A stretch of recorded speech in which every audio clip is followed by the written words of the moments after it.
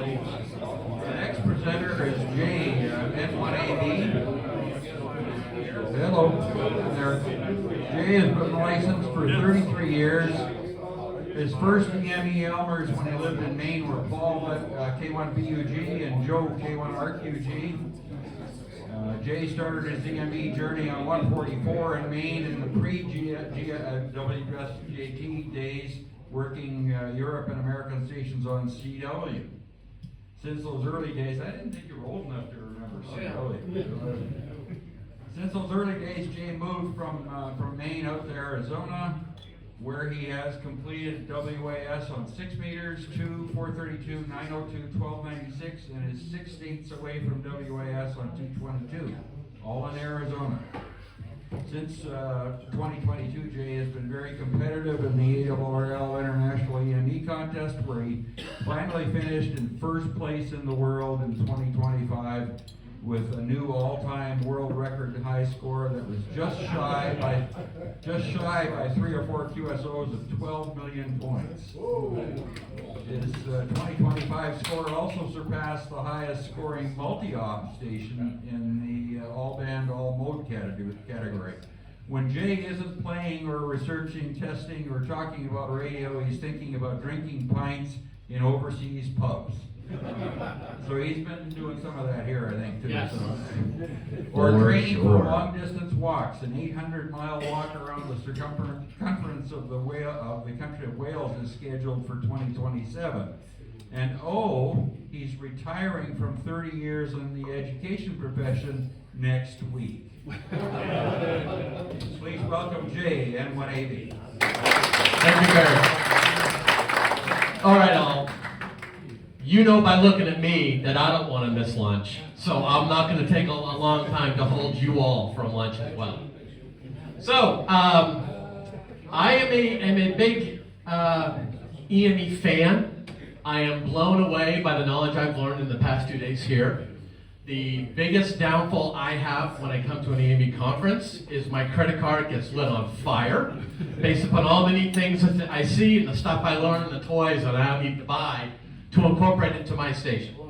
So I'm going to give you all a quick overview of what's going on at N1AV and how does a guy way out in Arizona beat guys in Europe for the EME contest. So let's get into it, let's talk about it.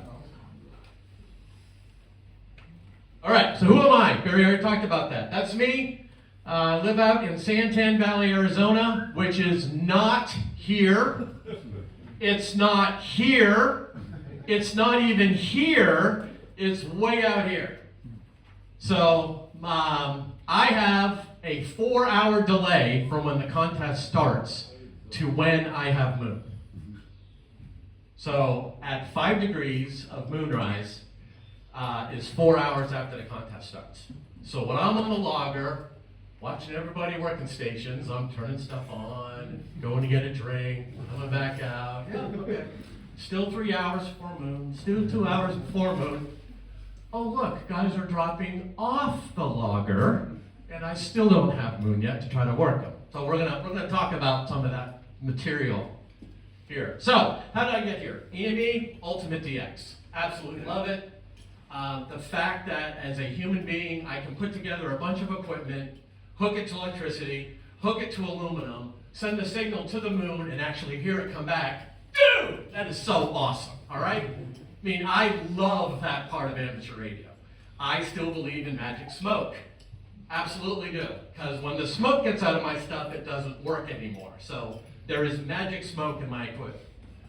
I also love difficult things. As Barry mentioned, I like to do long distance walks. I hike the entire Appalachian Trail, which is about 3,400 kilometers. I bicycled from Canada to Key West, Florida. That's about 3,800 kilometers. So I like challenges. So when it comes to amateur radio, EME, that's a huge challenge. So how do I get competitive? What's the next level when it comes to being competitive? Well, let's see what we can do with a single op all band station. So station goals for my station. First station goal is I want to achieve 75% of the QSOs of the single band station that wins that category. So the 1296 winner, I want to hit 75% of that. The 2 meter winner, I want to hit 75% of that. That's my goal. In my brain, as a single op, if I can hit 75% of what all those single band winners are doing, that should be a pretty impressive score at the end of the day in the all band category. I also need to have a station that is flexible enough to make upgrades. We've heard it just the last presentation on changes that you have to be able to make, or that we should all be looking to make as we're moving forward with an EME. It also has to be easy to operate, because as you're going to see, I'm not operating 1 band at a time, I'm not operating 2 bands at a time, I'm operating 3 and 4 bands at a time. So they have to be easy for me to be able to do that. They have to be easy to repair, and this is called my 2 a.m. rule. If I can't fix it at 2 o'clock in the morning, it's too complicated. Because 2 o'clock in the morning, it's dark, I'm outside with a headlamp, I'm on a ladder, I'm worried about not operating on the other bands, or I'm crawling under a table to try to figure out what's going on. Has to be easy to be able to be fixed, and I try to standardize as much as I can. You know, 220 outlets are all the same type. They're not different colors. I mean, everything is standardized, so I realize this can go to here, can go to here, can go to here. So my mantras that I have to operate. My station follows the 190 rule. The 190 rule is, it's 100% functional, but 90% complete. It works, but it's not quite perfect, but it works. It's functional, run it, let's go. Second one, I'm not the largest station on the band, I am not the loudest station on the band, but I think I'm willing to work the hardest. And that's a mindset I try to apply to when I'm contesting an EME. Is if I can keep my butt in the chair longer than you, I'm gonna score more points. So I need to work harder, because again, I'm way over here on this part of the country. I'm already at a 4-hour deficit from Europe. So I have to work hard to make points. And you gotta do what it takes to work the DX. You know, you usually run at 500 watts with your PQL amplifier and he's not hearing you. Juice a little bit more to get him in the log. And life is too short to make things perfect. No, we all think about that, and life is too short. We could spend hours just trying to tweak that last bit thing. Oh, before I get on the air, I just have to do this. Oh, before I get on the air, I just have to do that. I'm gonna say, screw that, and just get on the air with what you have and run it until you run out of people to work, then improve it towards more people. All right, so what is the largest limiting factor of your station? And I'm looking for user input very quickly. Largest limiting factor? Yes. Operator. Operator. Okay, what else? Antenna. I love it that you nailed it the first time. XYL. The first yes, yeah. It is. The operator is the largest limiting factor of your station. You're the reason you make QSOs or not make QSOs. It's not the high-end preamp. It's not the fact you live next door to a school and they've got 100 different machines on with noise. It's not the weather, although that does come into an effect. It is you. It's your ability to fight boredom. It's your ability to stay awake. It's your ability to stay with the task and complete it.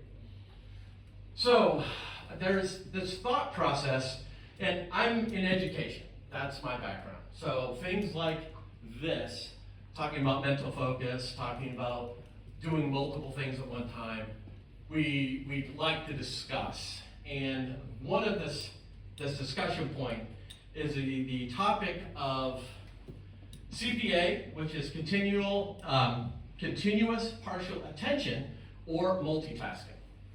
Because we were grown, well, I will speak that, I was brought into the mindset, oh, multitasking, your generation, your Gen X generation, you multitask. You can handle 2 things at once. Well, multitasking is where you try to apply the same level of effort, the same level of emotion, the same level of attention to 2 things at once. The biggest problem with multitasking is this right here, attention residue. And I'm going to talk about why that is a big deal. Instead of multitasking, what I have applied in my contest station is CPA, which is continuous partial attention. So CPA was founded by Linda Stone. She was an executive at Microsoft. She was an executive at Apple. And it's essentially, you spend 90% of your focus on one thing, and then the remaining to catch what is different that needs your attention next. So in essence, it's, I focus here, flush the brain, I focus here. Flush the brain, I focus here. The difference between that multitasking is, multitasking, oh cool, I just worked Barry on 222, now I'm on 430. That was a great contact. I need to make sure, shit, what am I supposed to do here now? Because I'm still residue of where I just was. I haven't gotten that ability to switch. So I think of it as an Ethernet switch. Data's coming in and all I am doing is going output, output, output, output, output, output, output, output, output for hours on end. So it's very robotic. It is very boring. I tend to be creative, so it's hard to get into that mindset, but that allows me to contest more efficiently. So 4 bands, you've got a lot going on. 3 bands, a lot going on, all at the same time. Some sequences starting and ending at the same time. So you have to have that precision to say, this is important now, now this is important now, now this is important now, now this is important now, now this is important now, and just keep working that over and over and over. And I know it sounds dreadful, but it actually is kind of fun. All right, so logging software, very basic. This is what I use. I don't do anything crazy. I network it. It works on on the computers I have for the shack. Simple, old. You can get it for like 40 bucks. Overview of my antenna array. Just kidding. Wouldn't love that. No, that is not my antenna farm. This is my antenna farm. So drone shot. The shack is just in this back corner here. So I've got my 8 Yagis on 70 centimeters here. The dish for 902, 1296, 2304 here. 3 meter TVRO dish that I extended. 3 centimeter dishes in the middle. 2 meter 4x20 XP array here. 222 array 4x15 XP array here. This is just a 6 meter Yagi, so that's not included in this conversation. And then future, which I will have the slide on, is down in this corner. Future 9 and 6 centimeters. The whole thing is in a 20 by 30 meter box. Now, well, Jay, where's the moon? The moon rises over here, and it sets over here. So this is the complete wrong way to do this, folks, all right? Do not stack equipment east to west when you have to shoot through it to get to the moon. So my 2 meter signal is blasting through my 70 centimeter or the 1296 as the moon rises this way and starts to head over in this direction. This is the completely wrong way to do this. So this is a do not follow me in this example. A north-south orientation or northeast-southwest would have been a lot better, but in order to keep a happy wife, this was the option I had. So cram it all in best I could, and then roll the dice and say, let's make it work, let's go. So computer hardware, our off-lease Dell computers, nothing special right now. A couple of laptops, old Dells. These are good for about 2 years after you buy them off lease, and then they start to throw motherboard errors. The beauty that they're SSD is you can just pick them up and slam them back into the ground, and the motherboard error goes away, and you continue to keep on. That is a proven fact in my shack, yes. Typically these go on a week before the contest. All update settings are turned off, so they won't auto-update the last 10 minutes before the contest. And I keep them on because we've all been there, you know, turn on, get ready to go, and, oh look, a Windows update for the next 45 minutes. Awesome. Yeah, we don't want that.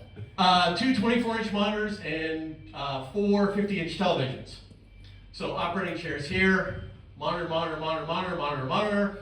And of course, as we all joke, this is a wireless hobby, so we don't have any assorted garbage anywhere else in the whole area. What I wanted to highlight quickly in this is chair, all my meters. I'm an analog meter guy. I haven't quite yet jumped to the future, but analog meters and monitors are all here in front of me. And we're going to talk why that's important coming up very soon. All right, mouse and keyboard.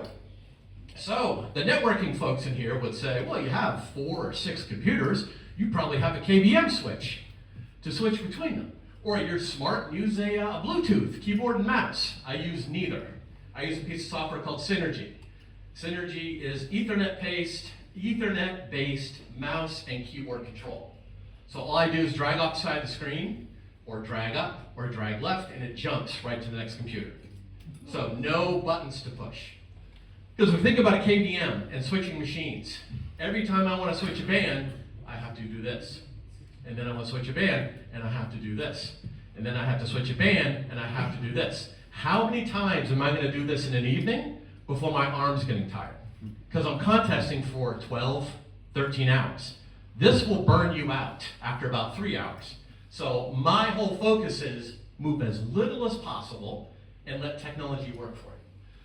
So this Synergy system is very simple. You set up a map on one machine and you say, this computer's here, this computer's here, this computer here, this computer here, enter, and now you just drag your mouse and it jumps from all the different screens for you. Synergy. There is no Wi-Fi and no Bluetooth in my shack. The reason being was the first week I was on 2304, it all stopped working. Yay! It completely locked up my wireless network. Keyboard and mouse no longer worked because I had this nice big dish dumping a whole bunch of RF on 2304. So there's no Wi-Fi, no Bluetooth, everything is hard Ethernet wired in my shack. I use SPID rotors. They are all the 1 degree version, not the HD, the cheaper model. From what I have read in MoonNet and MoonNet alternatives that we have, the most problems that these face are rust and damp conditions. It's Arizona, it's very dry, unless we have a monsoon and it rains 6 inches in an hour, but then it's very dry again. So we are blessed out there in that I can get away with using some pieces of equipment that others in this room would be like, oh hell no, you're not using that. I do. 10 gig is the only difference in which I run a slew and wind trap. So current station band by band breakdown. Here's 3 centimeters. Again, this is not a pretty station. This is a functional station. So 3 centimeters on a laptop. It's got the 1.8 meter offset dish. Slew drive wind track, a Flex 1500 as my IF radio hanging out back there. Single VFO, no MAP 65. It runs off the Dell laptop. It has a remote 120 volt relay that's in the shack that powers 120 volts out to the dish. That turns everything on. Power supply, transverter, preamp, all that is controlled out there. This is my extremely crude but functioning 3 centimeter metering system.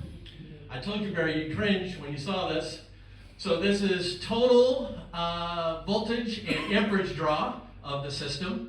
This is the voltage of the transverter, and this is the reference voltage of the Cooney 60 watt that I run about 47 watts Cooney amplifier. So those are my 3 pieces of info that are sit in a Tupperware box on top of the rotors. Very, very crude, but works. It gives me enough information to make decisions. 13 centimeters is a 3 meter TVRO dish that I extended to 4.2. I used 0 software, 0 calculations in that extension. I went out to the dish, I looked at it, I grabbed a piece of metal, I bent it, I put it next to it and said, good enough, throw the mesh on it and let's go. So is it as effective as a 4.2? Hell no, not even close. I probably only maybe get a dB of gain with it, but it looks cool and I built it and it's better than a 3 meter, so we go with it. Total room for improvement, absolutely. I do run a Flex 6400 on this band, which allows me to monitor 2304 and 2320 at the same time with C4F, constant focus on moon, which is great. Which, by the way, too fast. By the way, the new version of WSJT-x, version 3, or the improved version 2.8, had that really nifty slide transmit offset feature now in the constant focus on moon window. If you're not using that, you should for this band. Because I can say, I want to listen at 2320, I want to transmit 16 megahertz lower, megahertz lower at 2304, and the actual software goes click, click, click, click, click, and changes form. So it's all controlled by the software versus hardware. Awesome. RFM design feed, AG6 LNA, AG6 EE LNA, hardline, etc. 23 centimeters is a single PQL pallet. Again, quality construction techniques, as you can see here. A lot of order going on. The pillbox is not a pillbox, it's an actual 10 megahertz bandpass filter that I have hanging off the 10 megahertz Leo Bodnar in there, yes. Q5 transmitter, single VFO again, no map 65, bare bones, but powerful and it makes noise. 902 uses the same dish as 23 SEMs, again, Flex 1500, single VFO, no map 65, blah, blah, blah, Q5 transmitter. 70 centimeters around 1,000 watts. There's an asterisk next to that because many of you may not know about the 432 restrictions we have in Arizona, New Mexico, and parts of Florida. So in order for us to run more than 50 watts, you have to get exemptions from the DoD and the FCC. So that's nice when you want to be competitive and be able to throw out some RF with it. On 70 centimeters, I run 8 of Goran's 23 XP antennas. And again, Flex 1500, as you can see, sitting right over here. Single VFO, no map 65. Dell workstation, Q-Trice transmitter, Lunar Link, blah, blah, blah. 222 is a 4 by 15 element N square. Flex 6400, I do use this as a single VFO, no map 65. Single bolt receive. And that is important that I put that in there, and that is the same on 70 centimeters. I only listen to one band, one polarity at a time right now. So we're going to get to, okay, why don't you listen to both, and we'll get to that. But right now, and for the last few years, it's just been one polarity at a time. Same thing on, as I mentioned, 222. And then 2 meters, I run 4 10 element cross pole antennas, single polarity listening at one time. Flex 1500, single VFO, Dell workstation, blah, blah, blah, blah, blah. And again, just throw it in there where there's space to throw it in there. So all the laptops and all the desktops are locked with the BTK TimeSync. I believe that's an Italian product, so kudos to you guys. That software rocks, literally. They actually have a new version which is even better because it has a network server that you can just sync one machine and all the rest will sync off of that. Way cool. But every computer is synced with BT TimeSync. All the transmitters are locked to a 10 megahertz Leo Bodnar system, and I use DEMI distribution boxes to make everything clean as it runs off to each and every other piece in the shack. So Jay, you're listening on one pole only. How are you handling switching polarity? Well, this is a question I posed to PQL and said, look, I know you go to the Azores and you're doing something when you're over there on the lower bands. How are you switching polarity?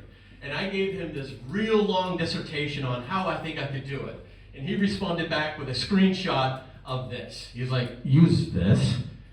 So this is a simple circuit that works off the push-to-talk circuit of each band that I want to use it to, and it allows me to select HH, VV, VH, HV. I can switch polarities of which one I want to be on. Noticing there, with this is very basic, and even what PQO mentioned is there are no protections with this circuit. So when I'm in VH and I want to go HV and I go click, there's a polarity relay changing, there's stuff turning on, there's stuff turning off. You don't want to be transmitting when you do that. There's no lockout that says, hey Jay, you're stupid, I won't let you. It's going to say, okay, let's do it. It's going to let me flip that switch. So again, got to have a little CPA going on so you know exactly what you're doing at that moment. This is what it looks like in concept. So four knobs, 2 meters, 222, 432 with a spare in case something goes catastrophically wrong. And they're just labeled each one, HV, transmit H, receive V, transmit V, receive H, HH or VV. And on the back, I use color-coded Anderson power poles, so I know what color goes with what band. So I don't cross-wire that, and all of a sudden 2 meters is controlling 432, which would be really bad. But very simple, push-to-talk circuit, power, etc. That's how I switch about the different bands to listen on polaris. So, mode management. This is where it gets interesting when it comes to talking about modes. So, let's talk about the common modes and transmit timing. 2 meters. What's the common contest mode? JT65. Okay. What's the transmit time for JT65? 48 seconds. Okay.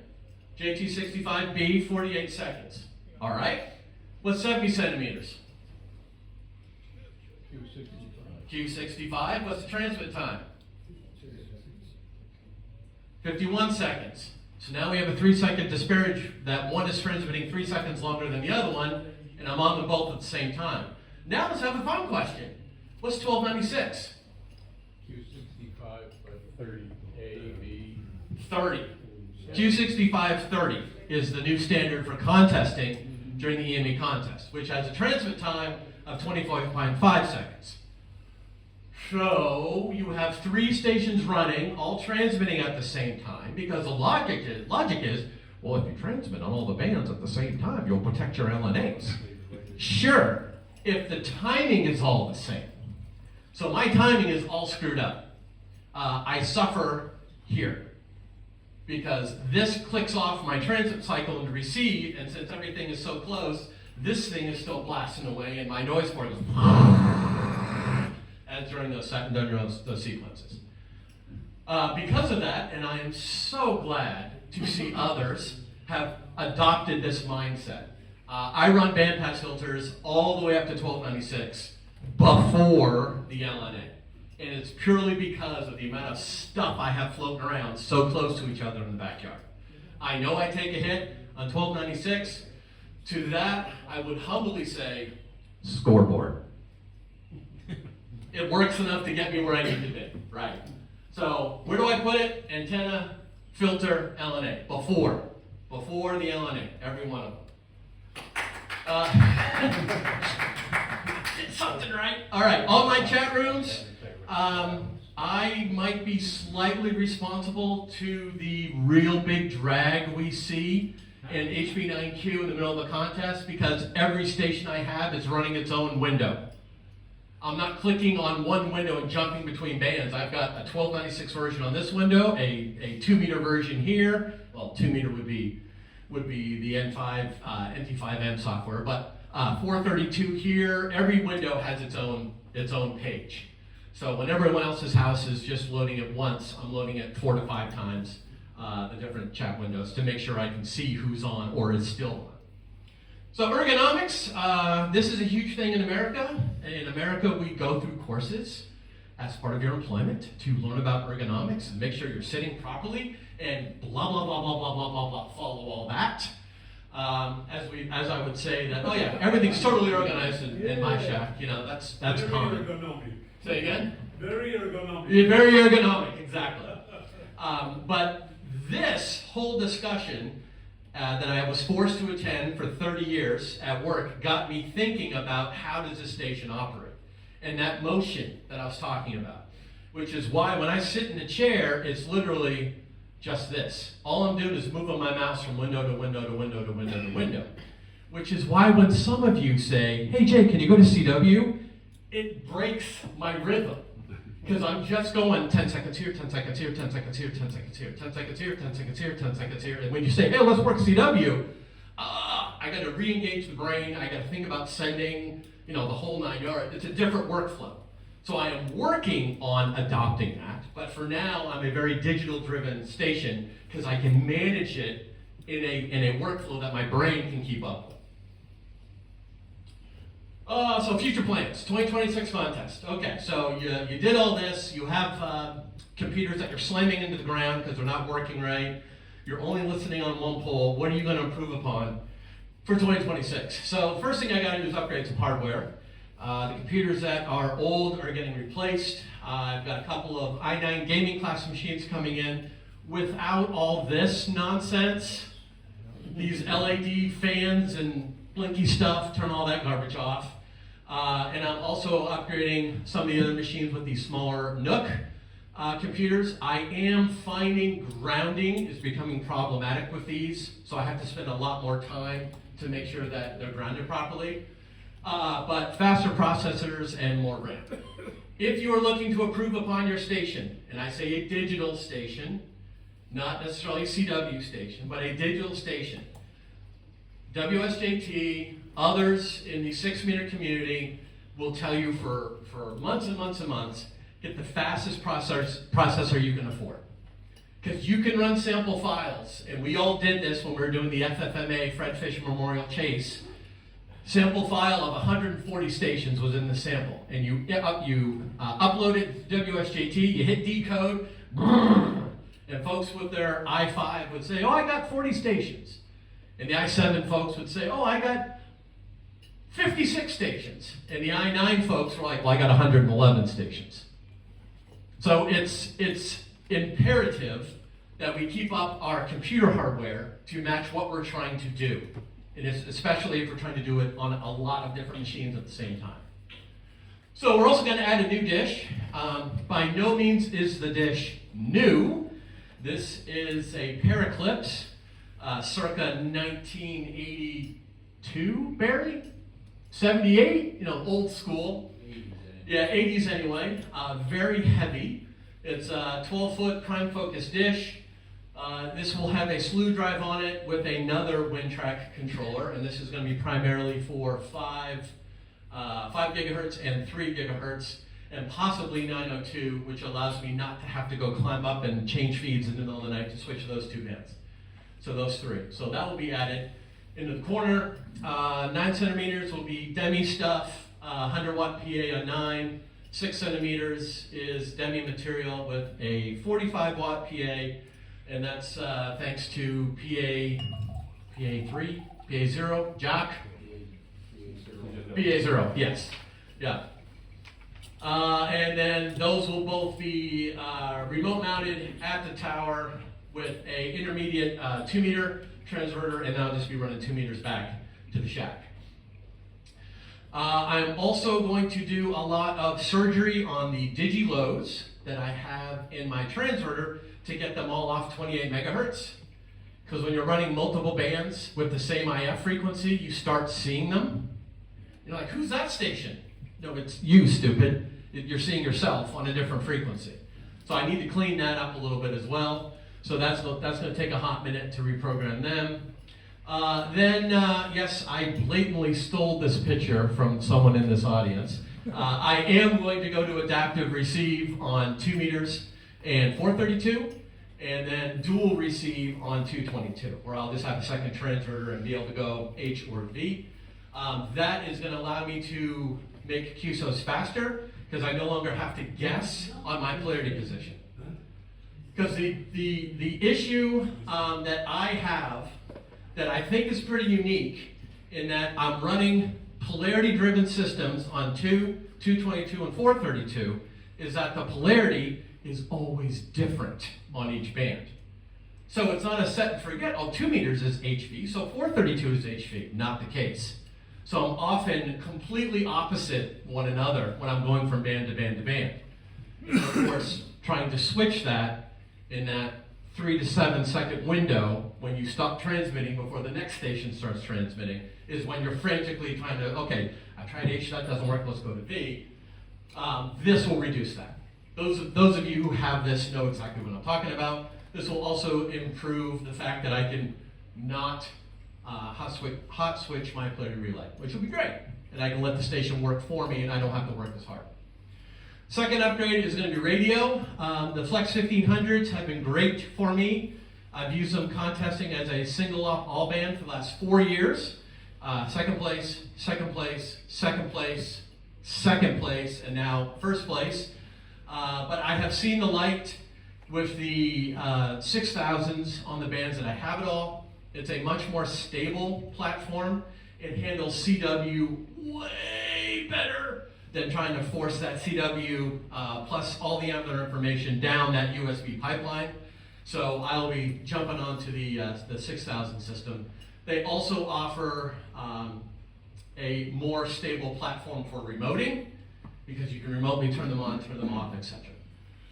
So that's going to be the next big jump, is replacing all the 1500s to 6000s.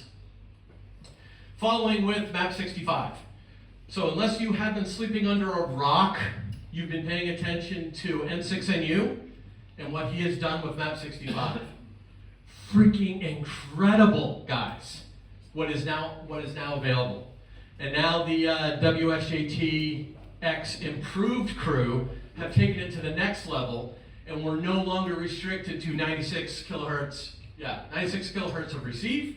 They're now up to 256. So with map 65 as a receiver, you can listen to the entire subband, which becomes really nice on 1296, because you guys keep going way up over 100 now. You know, the Americans like hanging around 50, 60, 70, and I'm looking and it's like, oh, they're up at 150. Like that. So having a wider view is going to be awesome. The new version will also do call sign allocation right to the display, so you can see who is where. I fully understand in a contest this would get very busy. I get it. But the ability to do a quick look and go, okay, Ian is still there. Okay, Barry's still there. You know, where did Mario go? Oh, he jumped. He's over here now. Very cool. So that's going to be on all bands. I'm going to be putting that on 2, 222, 432, 902, 1296, 2304, 3, 5, and 10.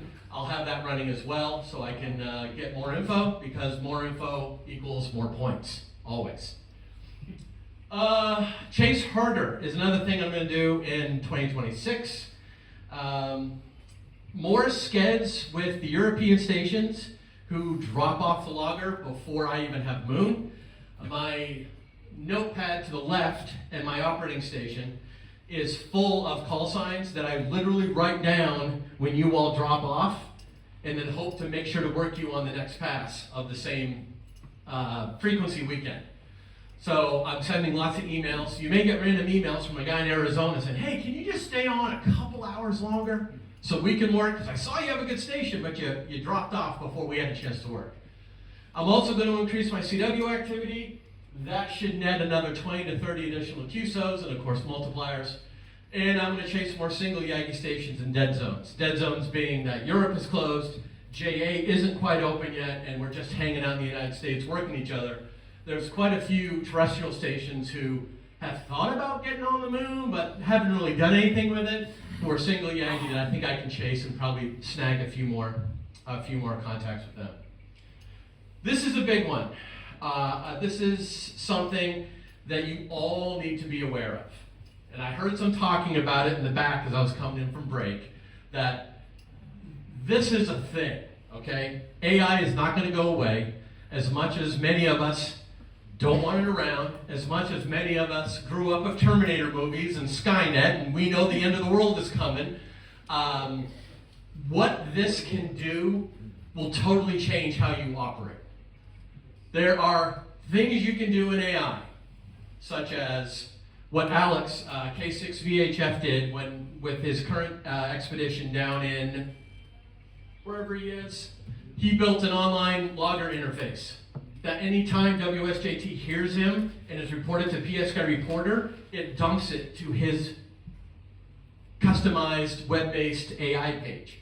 So he can see real time who is seeing him without going to PSK Reporter and clicking on the station and what's the signal there and what's the signal here. It just dumps it so he sees it. There are so many things you can do.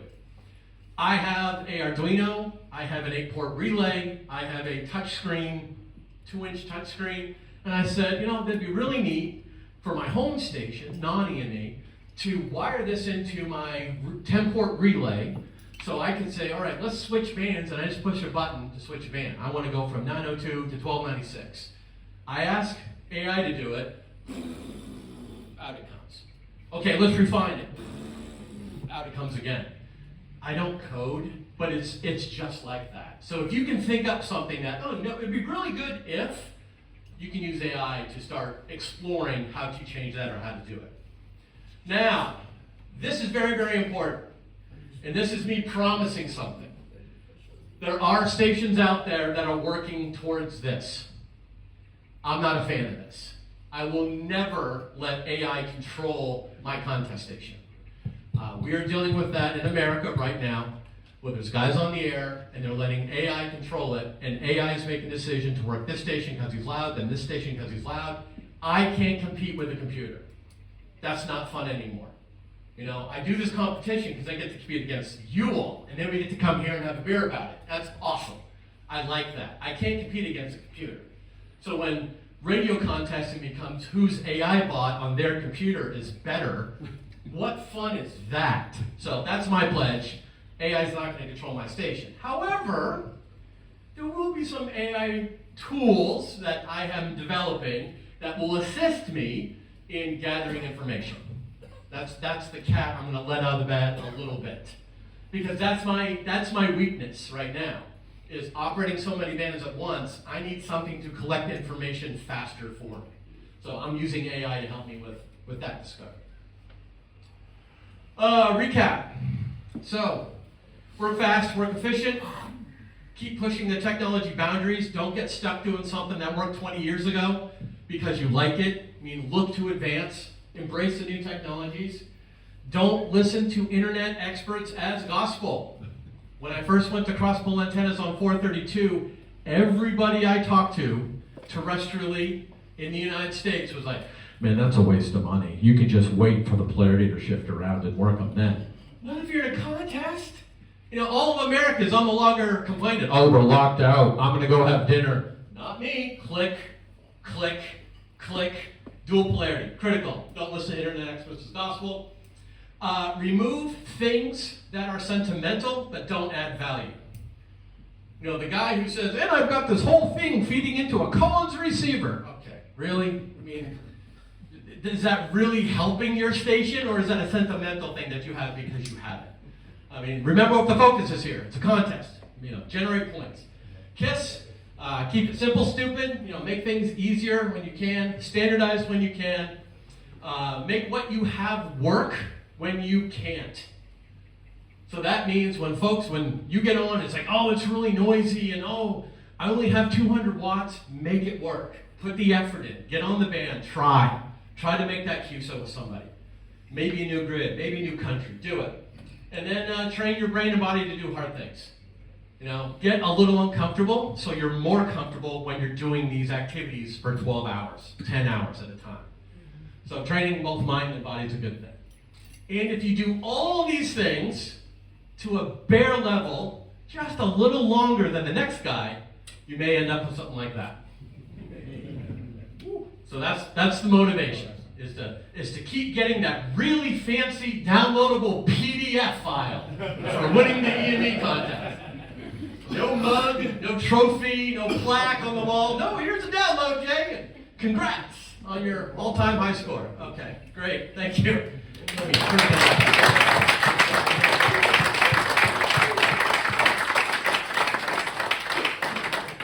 think we'll have to hold the questions. Okay. Thanks very much, Jay. Yep. Have any coffee?